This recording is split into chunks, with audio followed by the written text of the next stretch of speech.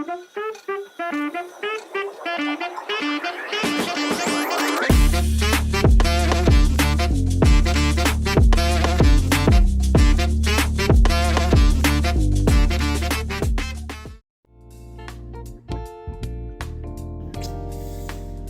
tahu deh, terserah dia aja. Main game mulu, nggak pernah ada waktu buat aku.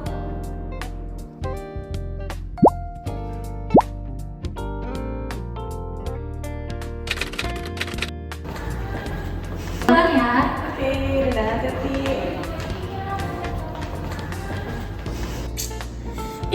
Kok nggak dibalas-balas sih? Sibuk banget ya? Apaan nih? Ipam?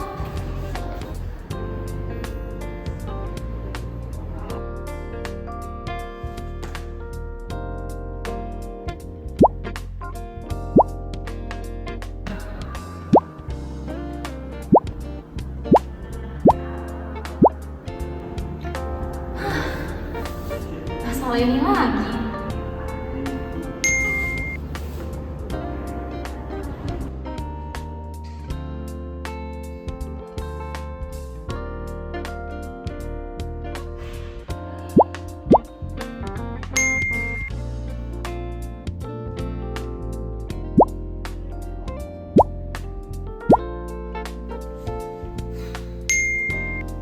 Ini gue salah ya?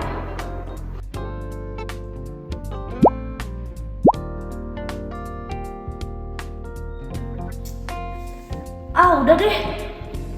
Dia lagi males banget cerita gue.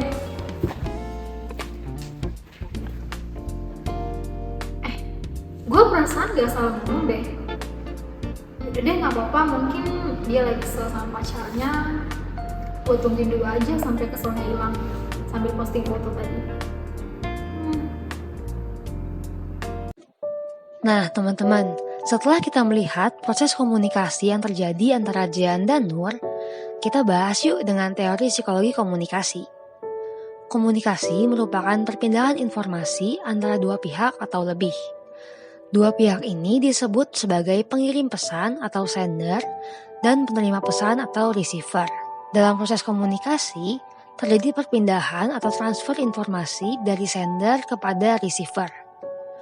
Komunikasi memiliki prinsip berkelanjutan, yaitu mengirim dan menerima pesan antara sender dan receiver.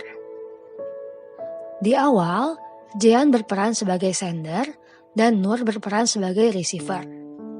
Proses ini berlanjut sehingga Nur berperan sebagai sender dan Jean berperan sebagai receiver dan seterusnya.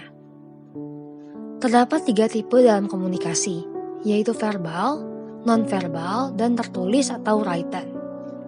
Komunikasi verbal dapat dilihat dari penyampaian pesan dalam bentuk lisan dan tulisan.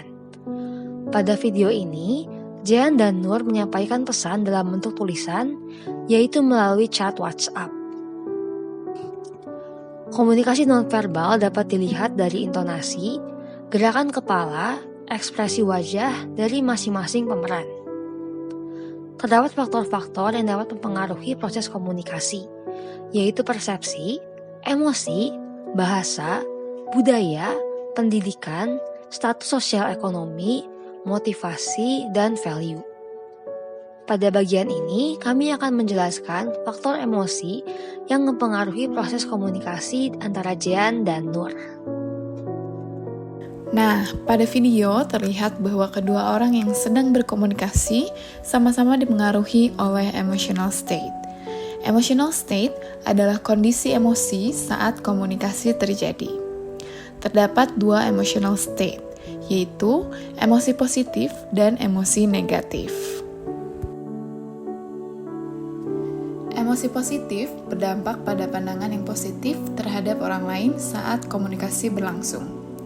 Biasanya, jika seorang sedang merasakan emosi positif, dirinya lebih terbuka untuk informasi baru. Dalam video, terlihat bahwa Nur sedang berada di dalam kondisi emosi positif, menjadi lebih terbuka dalam menanggapi Jean. Di akhir video, Nur menanggapi Jean yang kesal pada dirinya dengan santai karena memahami emosi yang sedang Jean rasakan. Selanjutnya, emosi negatif berdampak pada pandangan yang negatif terhadap orang lain saat komunikasi terjadi. Pada video, Jian yang sedang dalam kondisi emosi negatif menjadi kesal kepada Nur yang tidak memberikan tanggapan sesuai dengan ekspektasinya. Emotional state ini biasanya terjadi secara terus-menerus. Ketika lawan bicara sedang berada dalam kondisi emosi yang negatif, biasanya kita cenderung untuk terbawa dengan emosi negatif yang dia sampaikan. Begitu juga dengan emosi positif. Hal ini lebih terlihat pada Nur, di mana saat Jian menanggapi sarannya dengan kesal, Nur pun sempat ikut kesal karena merasa saran darinya tidak salah, tetapi Jian malah marah. Untungnya, Nur memahami bahwa Jian sedang kesal dengan pacarnya sejak awal, sehingga Nur mengabaikan rasa kesal yang Jian ungkapkan, dan hal ini disebut dengan selective perception. Di dalam video juga terlihat bahwa Nur berhasil untuk meregulasi emosinya dengan baik. Cara yang Nur gunakan adalah cognitive reappraisals. Nur berusaha untuk melihat dari sudut pandang Jian yang sedang kesal dengan pacarnya, sehingga dirinya tidak terlalu ambil pusing saat Jian mengungkapkan kekesalannya.